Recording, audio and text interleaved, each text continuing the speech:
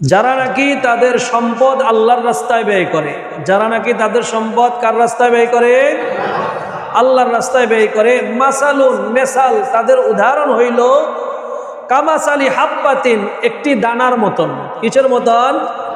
একটি দানার মতন। আম্বাতাত সাবআ সানাবিলা ফি কুল্লি সুমবুলাতিন মিআতু হাব্বা। আম্বাতাত সাবআ সানাবিলা, যেই একটি দানা থেকে 7টা শীষ বের হয়। কয়টা শীষ? 7টা শীষ। ফি কুল্লি সুমবুলাতিন মিআতু হাব্বা, আবার প্রতিটা শীষের মধ্যে 100টা করে দানা হয়।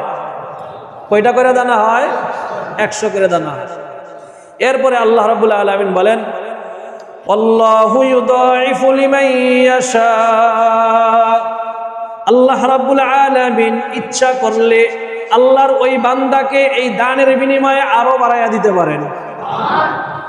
আল্লাহু ওয়াসিউন আলিম। আল্লাহ রাব্বুল আলামিনের দান করাটা অনেক প্রশস্ত, আলিমুন, এবং আল্লাহ মহাজ্ঞানী। এরপরে 262 নম্বর আয়াতে আল্লাহ রাব্বুল আলামিন বলেন, الذين ينفقون أموالهم في سبيل الله ثم لا يتبعون ما أنفقوا منا ولا أذى।